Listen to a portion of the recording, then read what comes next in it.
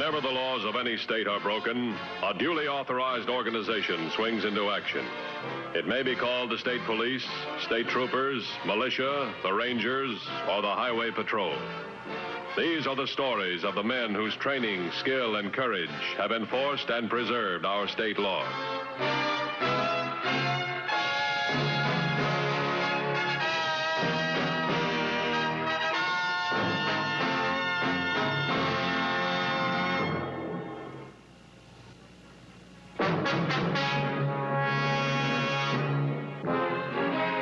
Drivers breaking traffic laws comprise the largest single violation for the highway patrol. Many times, the driver is an ordinary man who, by his carelessness, is the cause of a tragedy. But there are some occasions when the man behind the wheel is more than a careless driver. Such was the case when, on November 7th, Officer Dillon was in pursuit of a speedster named Eddie Beekman.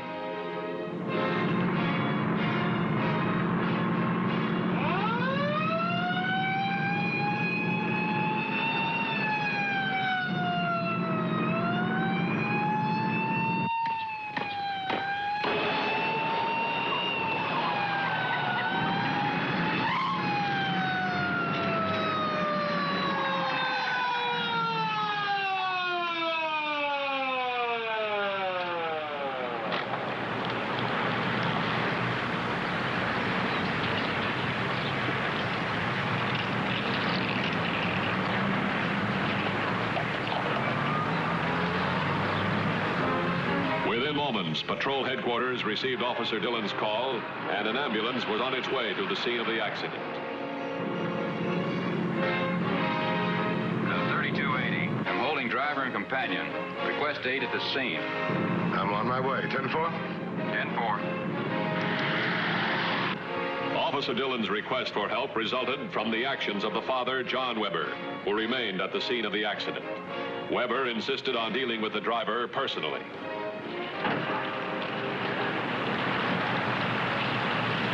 What is it? This is Mr. Weber, father of the child. 5 minutes for that guy. That's all I ask. That won't help your child any, Mr. Weber. Maybe not, but it'll help a lot of other children. You live around here, Mr. Weller? Yeah, right there. There's nothing you can do here. It's criminal the way he was traveling. It's a wonder she wasn't killed. I know. Will you please go to the hospital? Your wife needs you. Yeah, you're right.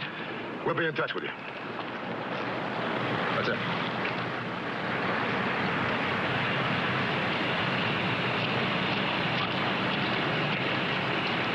Eddie Beekman. What about the car? Registered to Frank Loring, 1942 Willow Crest Road. It's just terrible, officer. The ball rolled out on the street and the little girl ran after it. She didn't even see us. This Loring, guy that owns the car, who is he? Yeah, I work for him. I'm his gardener. You can call him up. He lets me use the car all the time. Why don't you stop when you heard his siren? I don't know. Who are you, miss? This is Barbara Franklin. You live around here? In Denison. Look, officer, she didn't have anything to do with it. I was driving the car. Yeah, but she's involved. We need her testimony. Why don't you take her home? Let's go, Beekman. You're under arrest. Get out. For what? A speeding charge? For that, evading arrest, and also that child being critically injured. It wasn't my fault. She ran right out in front of me. I did everything I could. I tried to stop from hitting her. Yeah, I know. You take it from here.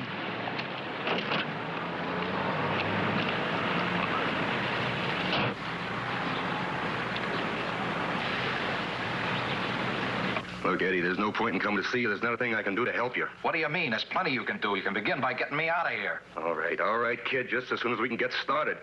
But you got to give us some time. It isn't easy. I want out of here today. Now, you and Lauren get me a writ of habeas corpus, and I mean today. If not, there's going to be plenty of trouble. Think we pull a trick like that after all this time? You think we're going to run out on you? I'm not about to find out, Wyatt. One thing else. You better get a hold of that child's father and pay him off. I don't want to be tangled up in any civil suit. It could come pretty steep. So what? It's worth it to me. And to you, too. Now, you hurry, you hear? Didn't like the idea of waiting until tomorrow, did he? No, and he doesn't trust us either. Well, his threats are just a lot of talk. You know, if you and I were smart, we'd forget about him. To hear you talk, Wyatt, you'd think you didn't care whether your brother got out or not. Well, it's not that. It's just that blonde that you haven't been able to spend as much time with as you'd like to. What do you mean, what blonde? Oh, you can get that puzzled look off your face. I know about you and the Franklin girl, even if your brother doesn't. I've got 3 years invested in this thing, and I don't intend to have anything go haywire on the last day. Understood? Yeah, Frank, I understand. I don't care what you and your brother do after tomorrow. It may not please you for him to get released, but I'll get the satisfaction of knowing that he won't be doing any talking. You're the boss, whatever you say. Come on, let's go get some money and bail him out now.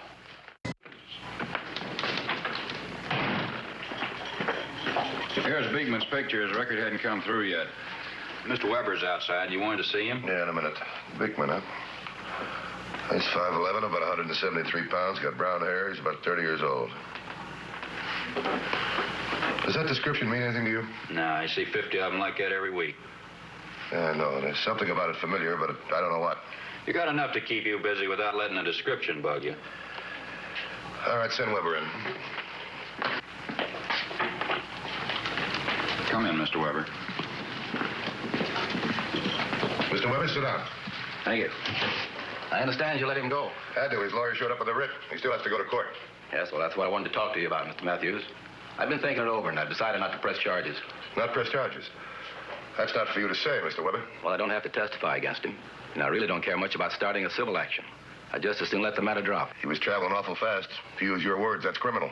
All the same, it couldn't have happened if Polly hadn't been playing in the street. I've told her 100 times to stay in the yard. Polly's going to be okay. She's getting proper care. That's the important thing. Proper care can be expensive, Mr. Weber. The insurance will take care of it.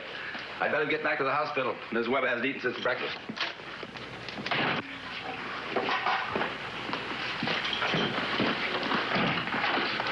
Garvey, come in here.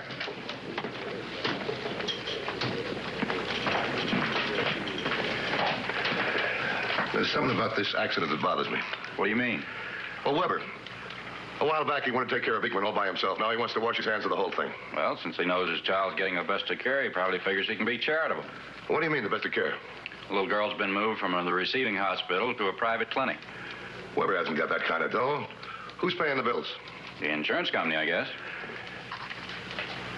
This description's giving me trouble, too. Come on, take a real good look. See if it doesn't ring a bell.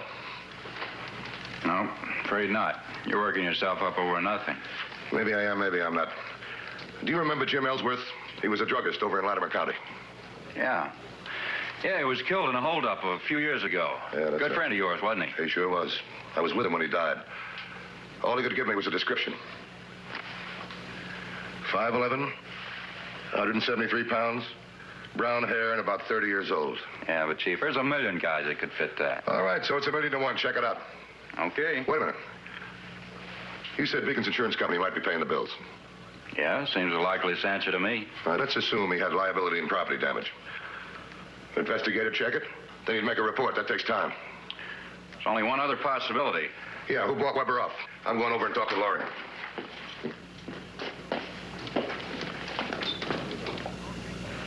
Okay, Sam. Yeah, goodbye. I'm sorry to have kept you waiting, Mr. Mathews, but what was it you wanted to know about Eddie? Oh, that's all right. Is he still around? Well, yeah, he just went into town to pick up some nitrate. Still work for you? Yeah. You think I should have fired him? Well, you know what happened. Well, Eddie's been working for me for quite a few years, and I look at him as sort of a member of the family, Mr. Mathews. Yeah, I know, but tell me, do you know someplace he could dig up a large sum of money in a hurry? Well, not offhand, no. Why? Well, how about friends and relatives? Well, there's his brother Wyatt. He works for me, too. But you said a large sum. Now, wait a minute, Mr. Loring. What about you? Well, I'm not a rich man, Mr. Mathews. Practically every cent I make goes back into my groves. Yeah, I know, but you said he was a member of the family, or almost like a member of the family. Suppose he needed a few thousand in a hurry. It's a bridge I'll have to cross when I get to it. You haven't crossed it yet? That's right. What about Eddie's background? Oh, his work's always been satisfactory, and he was reliable. That's all I know. That's all I needed to know. Look, I don't understand this. What is it that you're driving at? Well, I'll tell you. Somebody's paying Eddie's bills. They're pretty big. I'd like to find out who. Then I'm going to find out why.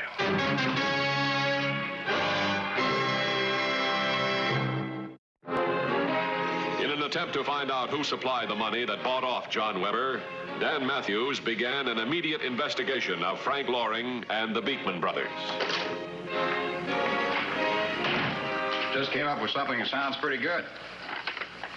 On which one? Loring. He sold a piece of property a few hours ago for $15,000. What'd you do with the money? He didn't bank it, that's for sure. He keeps an account at the Citrus Trust. They haven't seen a penny of it. Well, maybe Loring was forced into selling. Blackmail, maybe? Could be. Put a tail on Loring and Beekman. Also Barbara Franklin.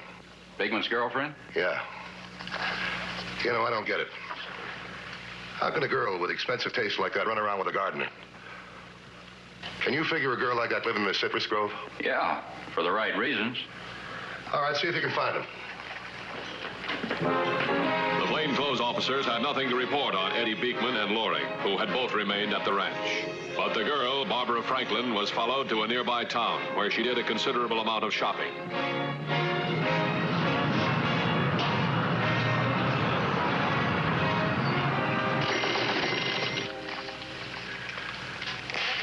No past criminal record for Eddie Beekman. Latimer County reports he was indicted for drugstore holdup. District Attorney's Office was unable to prove the case. Both Eddie and his brother Wyatt were acquitted. A little over 3 years ago. That's the same holdup that Jim Ellsworth was killed in. That's about the time they went to work for Loring, isn't it? That's right. From what we've dug up, they've both been pretty much a pair of drifters. Why should they all of a sudden settle down in a rural area and hold jobs for 3 straight years? 3 years.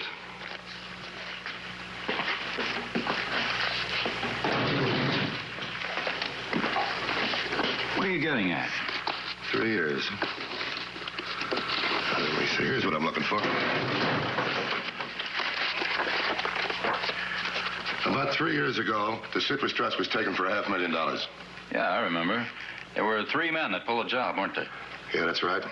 They've never been picked up. Disappeared without a trace. The money's never been circulated. The Beekman brothers. That could be. Call the DA's office. Find out what the statute of limitations is on this case. In the state, it's 3 years. Yeah, I know. I just want to find out how much playing time we got left.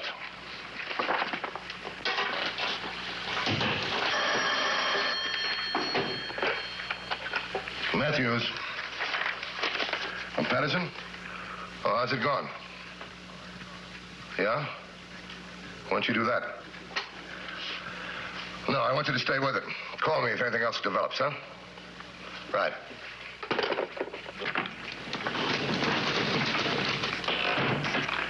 The DA's office is checking for me now. They'll get back to us as soon as they've got the figures. I just talked to Patterson. The Franklin girl's been on a shopping spree. And a big one. She bought herself a wardrobe, a summer wardrobe, and charged it. Has to be ready in 2 days. She also bought traveling luggage. Summer wardrobe? Temperature reading 68. Who buys summer clothes in the middle of the fall? It's not fall all over the world, you know. Find out if she applied for a passport. Try the airlines, too. She wants her clothes in 2 days. She's going someplace in a hurry. Right. Mathews. The DA's on the phone. Oh, put him on. Hello, Jason. How are you? Fine, Dan. I have the information for you. The Citrus Trust robbery took place 3 years ago, to the day. Are you sure? Positive, Dan.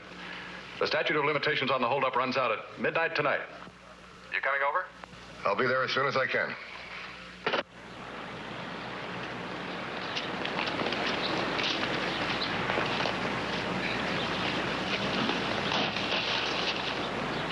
Where's that brother of mine? He's supposed to be helping me with this. I think he said he had to go into town for something.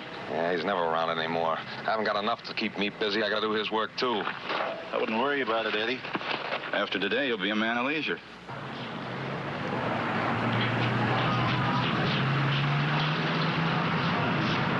Barb. Honey, you must be out of your mind. Here in broad daylight. Relax, baby. Eddie's miles away.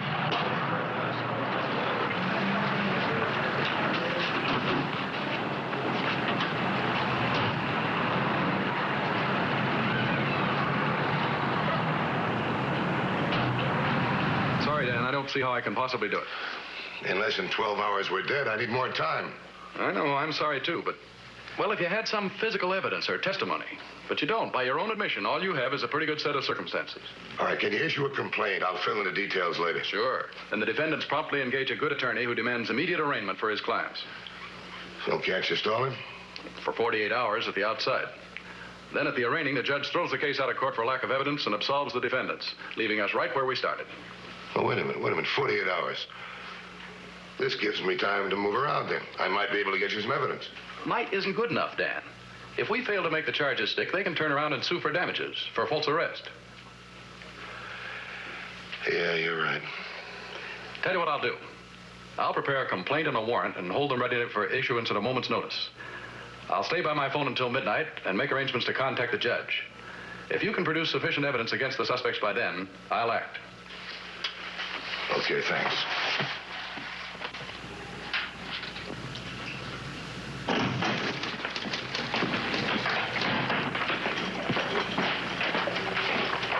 Not only does Barbara Franklin have a passport, but she booked 2 reservations on an overseas flight for day after tomorrow. What do you mean, 2? One for her, one for Wyatt Beekman. You mean Eddie Beekman, don't you? No, I checked on him myself. It's Wyatt Beekman. All right, that's the weak spot right there. What do you mean? Well, Barbara Franklin's playing 2 brothers, one against the other. Eddie's coming out second best. Let's go to work on him, shall we? Keep Barbara and Wyatt out of the house. Huh? How? Well, that's your job, isn't it?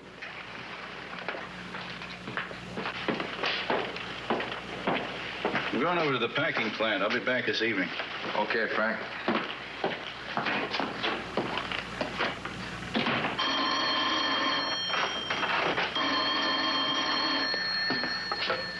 Hello? Yes, this is Eddie Beekman. Oh, what for? I thought the hearing wasn't until next week. No, it has to do with another matter. Would you please come in and see us right away? Okay.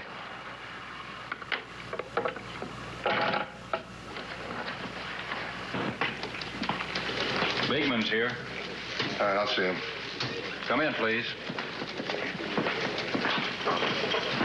Mr. Beekman, sit down. Thanks. What's this all about, Mr. Mathews? Well, how long have you known Barbara Franklin? Oh, about a year, I guess. Tell me, what do you know about her? Where does she come from? Oh, she's just a girl I take out, that's all. Why? Has she been seeing anybody else? Oh, she doesn't see anybody else. What are you driving at? Well, about 3 years ago, the citrus trust was taken for about $500,000. So? Well, last week, some of the money started to show up. Barbara Franklin's been on a spending spree. Our investigator says the money comes from her. Well, I don't think you'd find her involved in anything like that. As a matter of fact, she's only been in the state a year or so. Yeah, we know that. But from the information we get, we believe she's getting money from somebody else. Like who, for instance? Well, whoever she's leaving the country with day after tomorrow. You see, she is leaving with an unidentified male. We thought perhaps you could tell us who it is. Why don't you ask her? We would if we could find her. She moved out of her place, left no forwarding address. Well, thanks, Eddie. We'll do our own police work. But you can go now. Sure.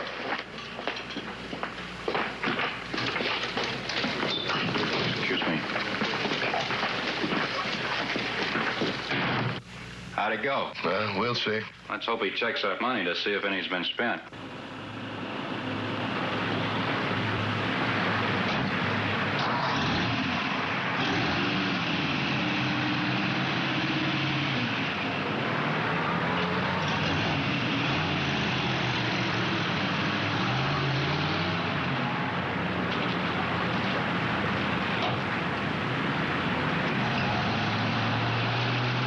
Probably check her place first.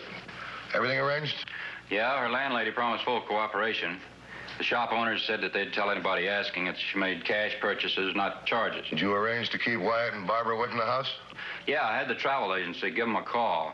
They're probably over there now. I'll check. Good.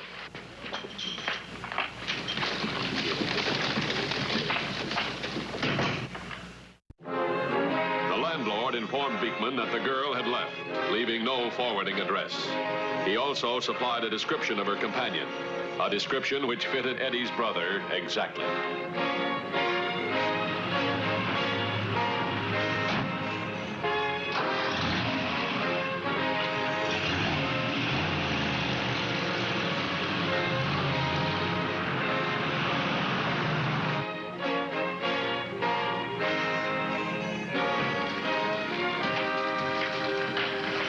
Undercover unit just called in. Eddie checked the apartment all right. Seems to be on his way to Loring's place now. Well, that's good. If I figured right, the next thing he'll check is the money. What about Loring? Still got a tail on him. He's at the packing plant in Denison. Mathews. What? How long ago? Okay, thanks. That was a travel agency. They couldn't hold Wyatt. He got suspicious. Let's go to Loring's. We might have a homicide in our hands.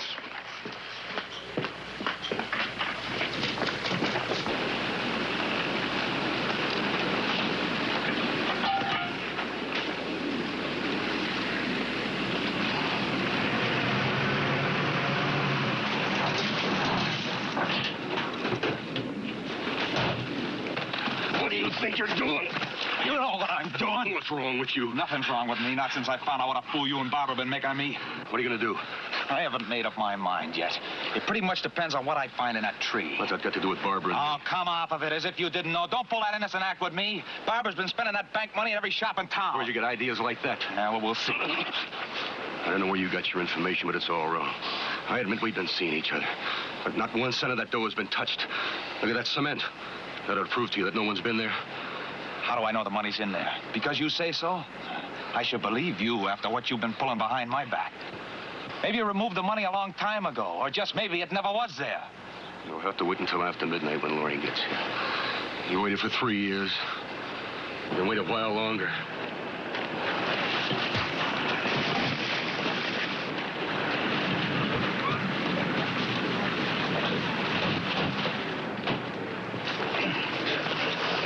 Eddie, use your head.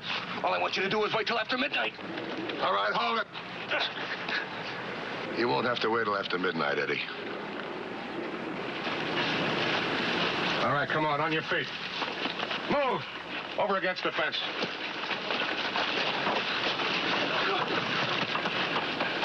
Contact the man we've got on Loring. Have him picked up. So that's where you got your information. 3 years. 3 long years down the drain. Well, this is what you've been waiting for. Pick it up.